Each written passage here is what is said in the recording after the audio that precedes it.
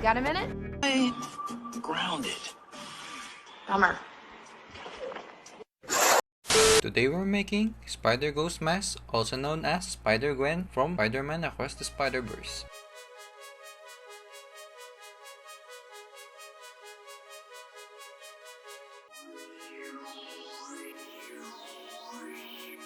I started by printing and taping the template I got from Shan's Crafts. After that, I glued it to a cake box, then I scored the dashed lines and cut out the template. I used a tape to temporarily hold the mask together, like so.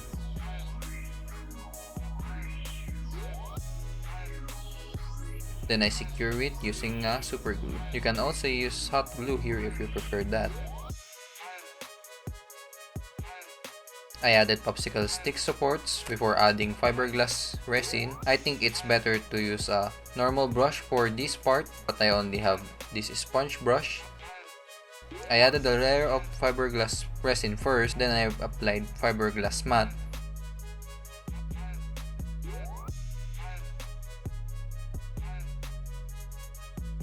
I put about 2 layers of fiberglass matte on the inside of the mask. After the resin dried, I removed the supports and trimmed the excess fiberglass.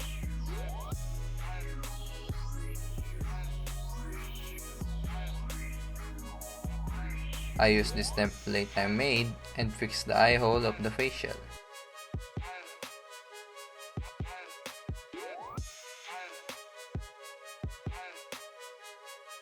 Here's the mask after I added the last layer of fiberglass matte on the outside of the face shell. I went ahead and sanded the face shell with 60 grit sandpaper to prepare it for the wall putty. You can also use wood filler, but all I can get is wall putty, so I use that.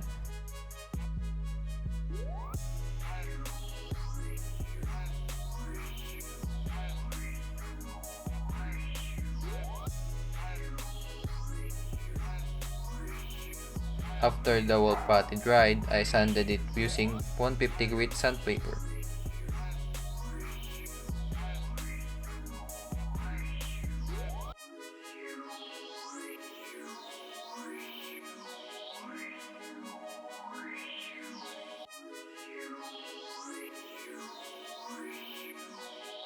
I added holes on the face shell for breathing comfort and it doesn't get as hot when she wears it.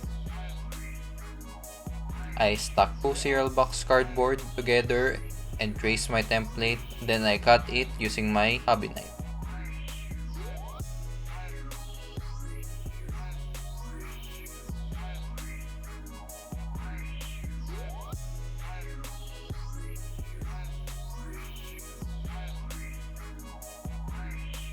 I also temporarily taped it to the face shell, then applied another layer of fiberglass resin.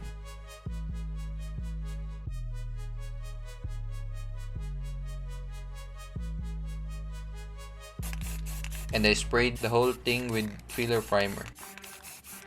After the filler primer dried, I sanded the lens and sprayed it again with filler primer one last time.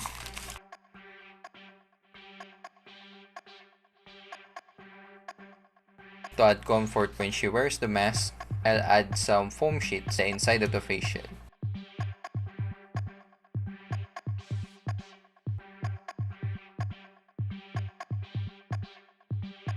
I sprayed the lenses with black spray paint. While that's drying, I arranged the template and cut it out. I bought this neoprene fabric, but I guess you can also use any stretchy fabric. I went ahead and traced the template on the fabric. Then I used a sewing machine to sew the fabric mask. Now to finish the lenses, I use a face shield for the plastic part. You can also use like a clear cake lid or clear plastic. I went ahead and traced the template.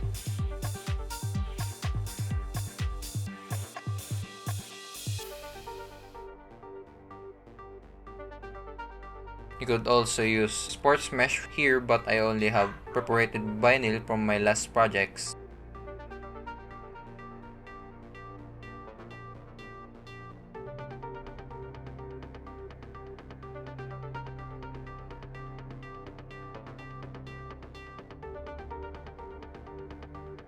You don't have to use 5-minute epoxy here. You could also use super glue for this part.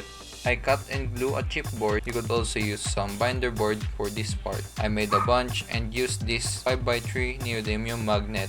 I can detach the lenses whenever I want. Now to fuse the magnet to the lens, I use a combination of super glue and baking soda. Just make sure that the magnets align properly together so you'll get this click.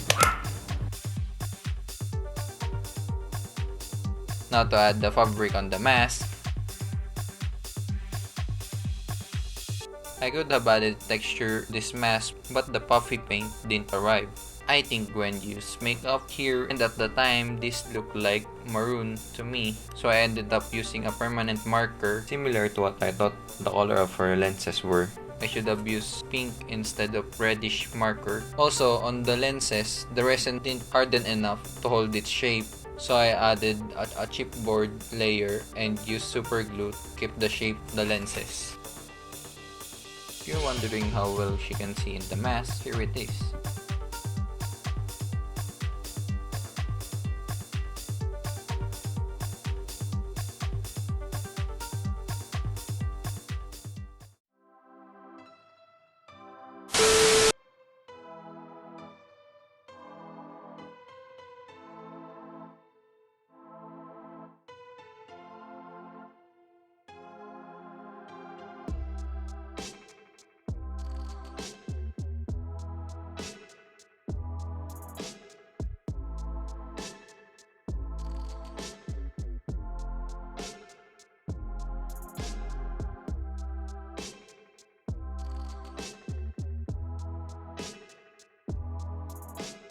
Hi there!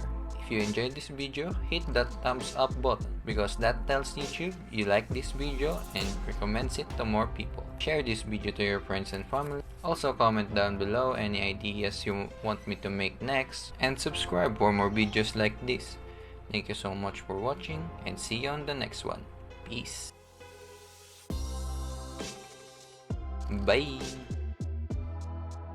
Also check out my previous video where I make Miles Morales Spider-Man mask. If you enjoyed this video, I'm sure you'll like this one.